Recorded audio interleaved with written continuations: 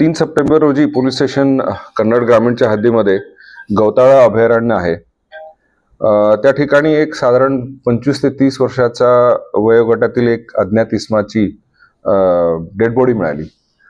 त्या dead body त्याची मुंडी जी होती त्या ठिकाणी नव्हती, धडापासून फक्त केवळ धड मिळाला होता.